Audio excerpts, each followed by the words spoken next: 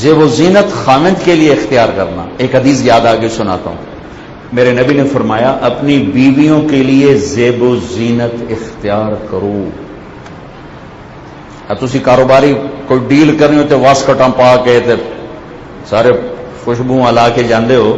میرا نبی کہہ رہا ہے بیویوں کے لیے زیب و زینت اختیار کرو کہ بنو اسرائیل میں اس لیے زنا پھیلا کہ خامدوں نے بیویوں کے لیے تیار ہونا چھوڑ دیا اور وہ غیروں کی طرف مائل ہو گئی. ٹھیک ہے, مردوں کو واضح کر کے عورتوں کو اشارتاً فرمایا. عورتوں کو فرمایا, کیا فرمایا؟ سبحان اللہ. فرمایا کہ جنت کی حوریں اپنے خامدوں کے لیے ایسے تیار ہوں گی جیسے ام سلمہ میرے لیے تیار ہوتی ہے.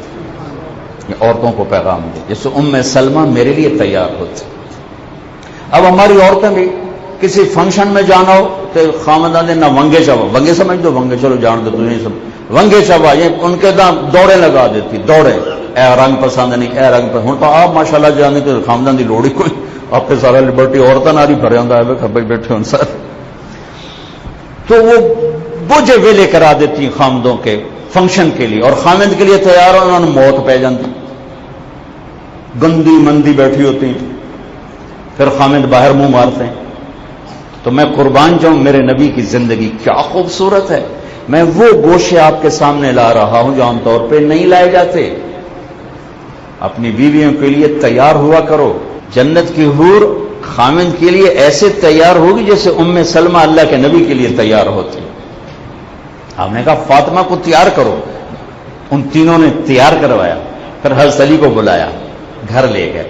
بارات آئی, چھوٹی سی بارات آئی, اونٹنی پر آئے, اونٹ باہر بیٹھائے, علی کو اندر لے گئے, فاطمہ کا ہاتھ پکڑا, علی کے ہاتھ میں دے کر کہا علی تمہیں نبی کی بیٹی مبارک.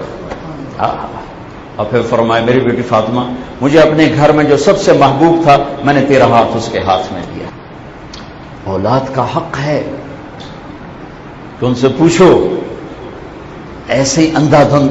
مجھے ایک خاتون نے بتایا کہ میرا رشتہ آیا ہوا تو میرے ماں باپ الگ کمرے میں میٹنگ کر رہے تھے, اس کو خبر ہی نہیں لگنے دے رہے کہ وہ اس کا رشتہ آیا ہوا. یہ عجیب سی جہالتیں ہیں جو پھیلی ہوئی ہیں.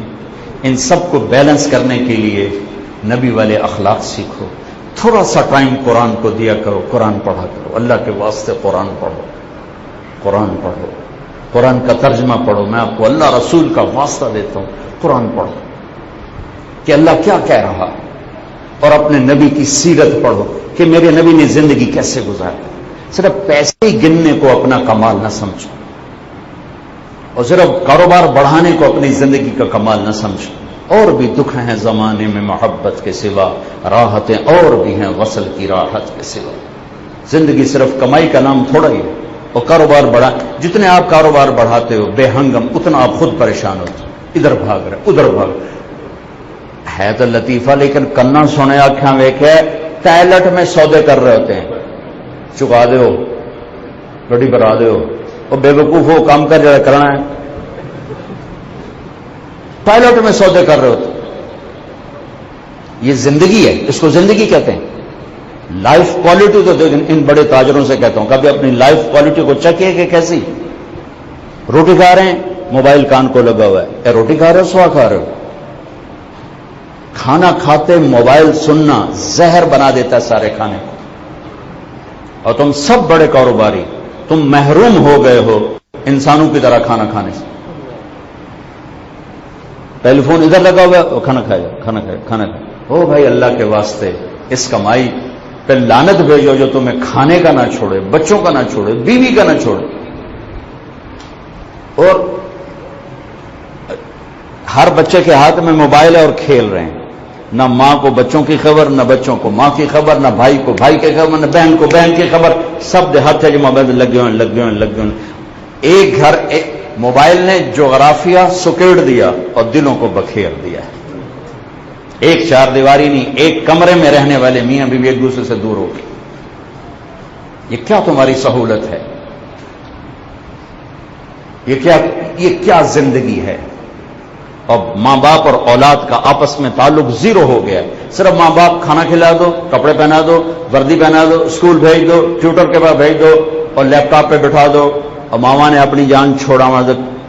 کارٹون تے وکھا دو چل بھائی وہ نکا جہا 3 سال دا بال کارٹون ویکھ ویکھ ویکھ انہوں چوتھے دے اما بھی کارٹون نظر آتے ابا بھی کارٹون نظر آتے ماں ٹائم نہیں دیتی 3 سال کے بچے کو اسکول بھیجنا اس سے بڑی بھی ماں باپ کی کوئی حماقت ہو سکتی 3 سال کا بچہ ماں کی گود مانگتا ہے اسکول نہیں مانگتا مجھے پتا ہے تم میری نہیں مانو گے نہیں سمجھو گے لیکن میں کہوں گا کہ صحیح بتانا میرے ذمے ہے احباب جمع حمیر حال دل کہہ لے پھر التفات دلے دوستاں رہے نہ رہے اتنے چھوٹے بچے کو اسکول بھیجنا ماں باپ کا ظلم ہے یاد رکھنا تمہارے بچے تمہارے نہیں رہیں گے 3 سال کے بچے کے نیورون اس قابل ہی نہیں کہ وہ اسکول میں جا کے کچھ سیکھ سکیں 6 سال تک بچہ دیکھ کے سیکھتا ہے دیکھ کے ماں کی گود کی گرمائش محسوس کرتا ہے باپ کی چھاؤں محسوس کرتا ہے باپ کو کاروبار سے فرصت نہیں ماں کو اپنے بکھیڑوں سے فرصت نہیں ہے تو اولاد جیسی قیمتی چیز ضائع کاروباری بنا دیا بیٹے کو یہ تو کون سی بڑی بات ہے انسان بنانا سب سے ٹف جاب ہے ماں باپ ٹائم نہیں دے رہے ہیں ٹائم دو اپنی اولاد کو ٹائم دو آپ 3 سال کے بچوں کو اسکول میں ڈالتے ہو آپ نے ذبح کر دیا اپنے بچے کو الٹی چھری کے ساتھ سمجھ میں آئے نہ آئے